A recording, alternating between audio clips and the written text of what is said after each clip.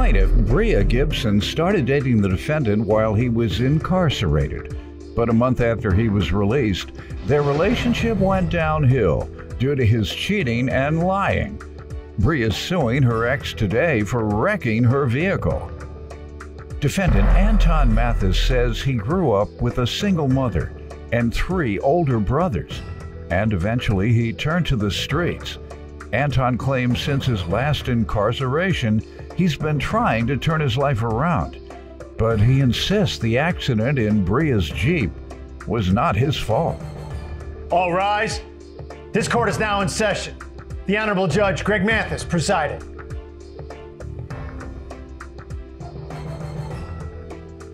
You may now be seated. Start with you. Well, Your Honor, I met Anton last year. I met him while he was incarcerated. And how that happened is that my friend, her boyfriend is incarcerated, unfortunately. And she was like, you know, I want you to meet this guy. And I'm like, I'm not talking to anybody incarcerated, no.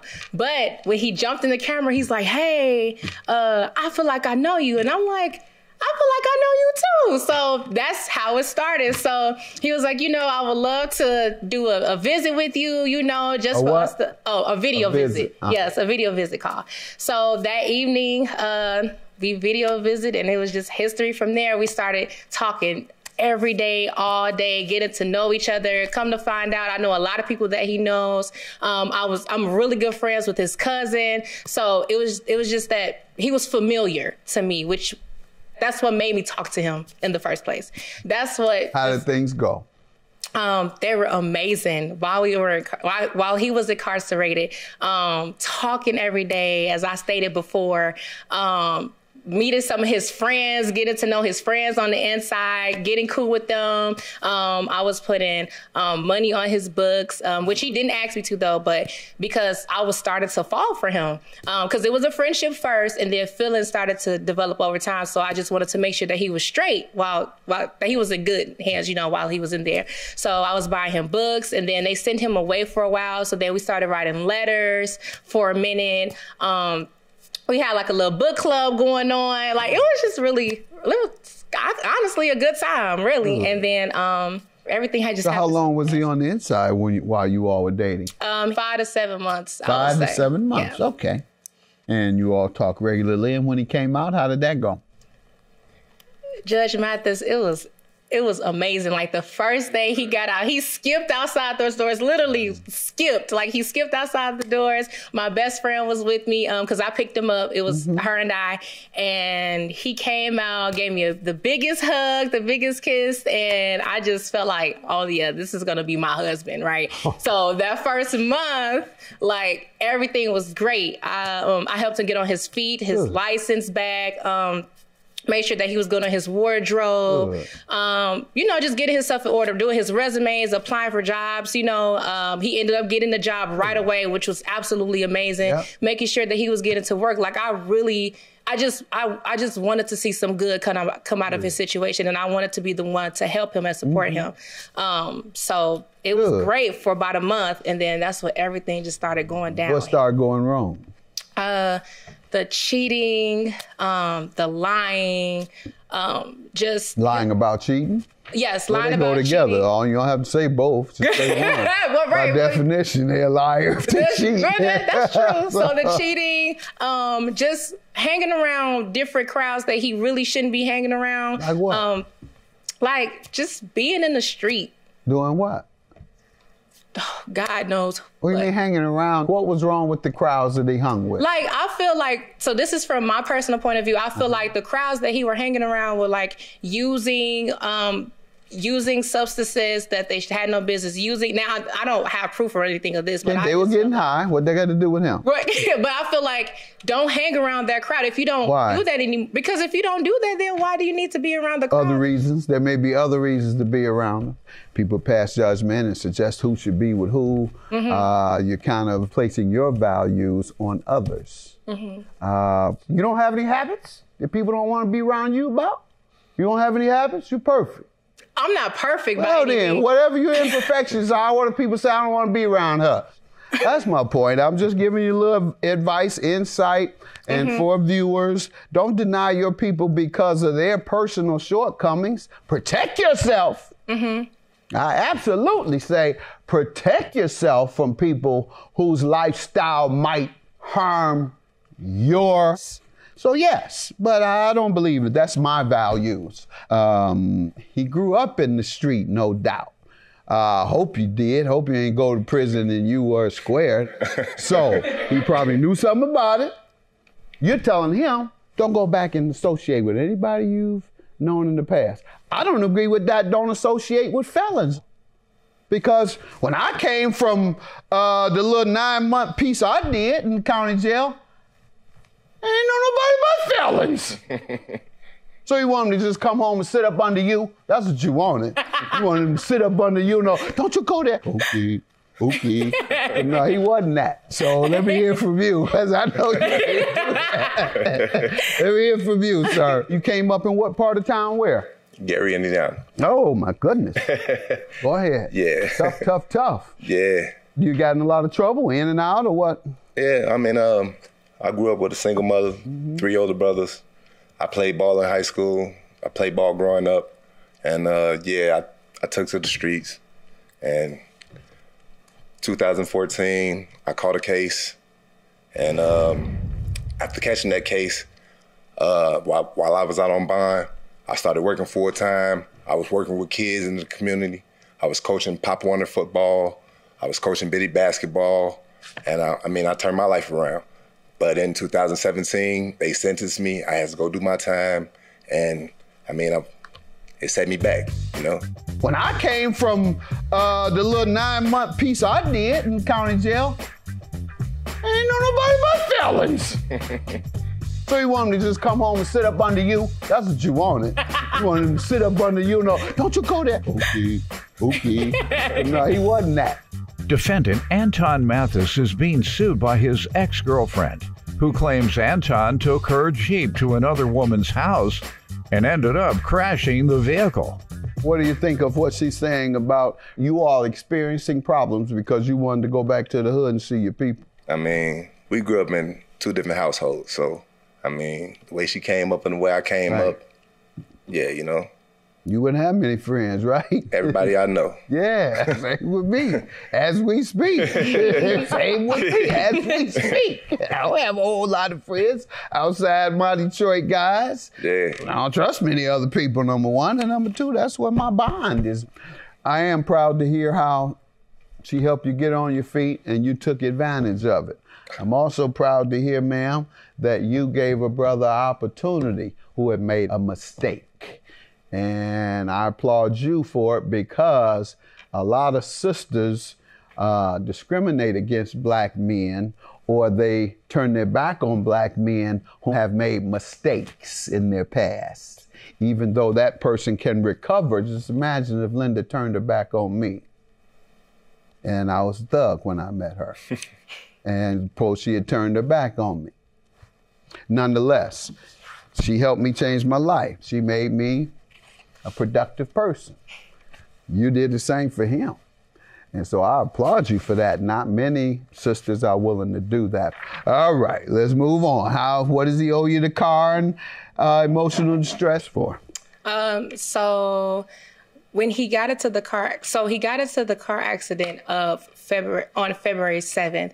And so when I looked up the Kelley Blue Book value, it told me about $2,500 because I had a 2002 Grand Jeep Cherokee. And so it would be the Kelley Blue Book value for that. And then during the time of the accident, obviously I didn't have a car. So one of my best friends was like, well, Bria, I'll let you use my car for 5 months for $200 a month. So far I've paid her $600. So I feel that that's owed. For how long? For 5 months. And so I feel like the $600 that I've given. How did the accident cause you to go 5 months without transportation? Well, I'm sorry. So during that time, I needed a car. Mm-hmm. So my best friend was like, Bria, I'll let you use my car for 5 months. For $200 a month. And that's my point. Why did you need it for 5 months? That's because I don't have the money to just get a new car. Okay. So she was allowing me some time to find a new car. So you figure you need $200 a month, 5 months would be a decent deal. All right. Yeah. You're, not that it matters, sir, but was your car insured? I had liability. Okay, you couldn't get one immediately. All right. Right. So, so that's the $600, and then the emotional distress. I don't have anyone to depend on. My car was everything to me. It was a sentimental value because my mom, she passed it on to me, and I really took care of my Jeep. And everybody that knows me, even Anton, when we used to talk all the time when he was incarcerated. What happened to the car, the actual car? It was total? It was totaled out. Couldn't be repaired? Not at all. No. You have a picture? I do. What page is the picture? It would be page. That's sentimental. Page 2. Oh, my goodness. Come on, sir. What happened? Stop being nosy. You want to be the judge? Go to law school. Yeah, exactly. Got to peek over here and see the evidence. It is bad, though. Oh, wow. Yeah, sir. What happened? What happened? Okay, well, I was driving her vehicle. I was taking my nephew home, but a van slid into me. I tried to avoid the van, so I slid around it, and I slid on ice and hit a snowbank. And that's how the accident occurred. Did it flip? Look like it flipped over or something? When I hit the snowbank, yeah, the car flipped. It flipped 2 times and then hit a guardrail. What started going wrong? The cheating, the lying, just lying about cheating. Yes, well, lying they about go together. cheating. Oh, you don't have to say both. Just say one. Well, right, by definition, they're a liar if they cheat. That's true. Defendant Anton Mathis is being sued by his ex-girlfriend, who claims Anton took her Jeep to another woman's house and ended up crashing the vehicle. What do you say he was negligent doing? What did he do wrong? Well, prior to the accident that night, I had let him use my car because he told me that he was going to make a quick run and come right back. And I was like, okay, cool. Because, I've let him use my car before, so it wasn't a big deal. But at that time, him and I were following each other's locations. So when it took him a while to come back, when I looked, he was at another girl house. So I'm blowing him up. I'm calling him. He's not answering. He's not responding. And at this time, it was really late. So I tried to get a ride to where he was, but none of my friends were answering the phone, and I didn't want to Uber. It was so late, I didn't want to Uber or Lyft. So I just waited it out. But I was so irritated because this girl has had been an issue, and the fact that you're over her house in my car, it was just totally disrespectful to me. So I'm blowing him up. Judge Mathis, I'm not going to, I called him up probably over 100 times. I'm not going to even lie. Like, I'm blowing him up. I'm texting him. Glad you show up. And so I just waited it out. I didn't get any sleep. I didn't sleep that whole night. I waited until he finally answered the phone. And that's when we got into it. We got into an argument, and then that's when the accident happened. Why do you think he should pay? Because you have to be negligent. And it doesn't sound like there's any evidence that he was negligent. Well, so after the accident, we had talked, and he told me that he was going to pay me originally $5,000 he was going to give me $5,000 for my car. So. Okay, so you're relying on that. Yes.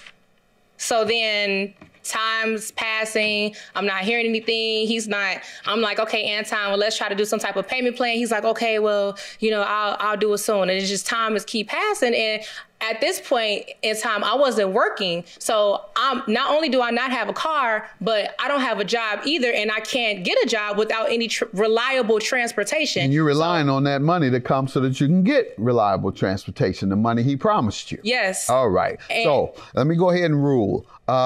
Sir, even though you're not liable for this, he's not. To be liable, you have to do something wrong.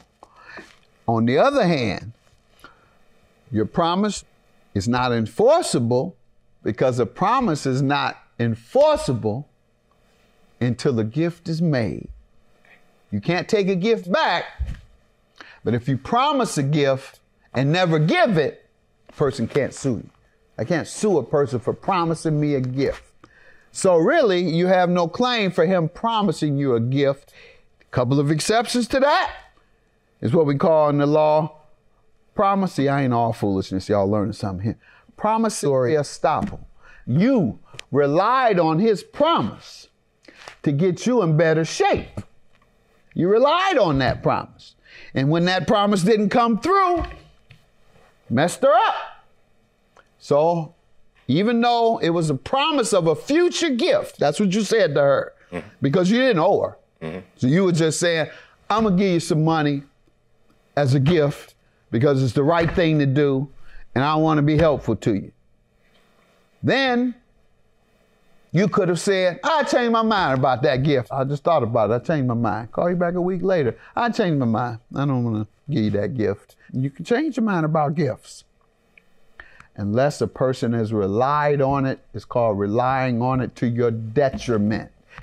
She relied on your promise of that $5,000 to her detriment. What was her detriment? Well, I'm gonna hold out from getting a car for 5 months or longer because Anton has said he's gonna give me some money. So she held out based on your promise. She relied on your promise, and it put her in bad shape. It was amazing. Like the first day he got out, he skipped outside those doors, literally skipped. Like he skipped outside the doors and gave me the biggest hug, the biggest kiss. And I just felt like, oh yeah, this is gonna be my husband, right? Defendant Anton Mathis is being sued by his ex-girlfriend, who claims Anton took her Jeep to another woman's house and ended up crashing the vehicle. So she held out based on your promise. She relied on your promise, and it put her in bad shape. So therefore, I'm going to grant her judgment. I'm going to subtract, however, the emotional distress. I mean, we all have a lot of sentiment about our cars, particularly people like me whose car, I have one car 21 years old. Not even, I started calling it a classic. They said, no, classic. That's just an old car. That's just an old car. 3,100 is your judgment, ma'am. Just subtracting the emotional distress. Everything else I'm granting to you based on his promise, which you relied on. So, see, young ladies, can't judge a man based on his history, judge him based on how he lives his life and what he's pursuing for his future. You stepped up like a good sister, and he stepped up and met the call. So I'm proud of both of y'all. Are you together still? No. Why? Cheating? Stop it and get back. Have a good day. Well, you know that I love you. I'll always love you, but you need to get your stuff together. And if you see a future with us, you know what you need to do. So you need to just do it and stop making all of these false promises and actually be a man of your word and of your bond and be the Anton that I met when I talked to you when you were incarcerated. Get it together. Stop lying so much. Get it together. Because at the end of the day, you have to want it for yourself. I can't want it more than you. You have to want it for yourself. And I need you to mean it. She's a perfect person, so I'm not going to down her. You know what I mean? It is what it is, and I wish the best for her.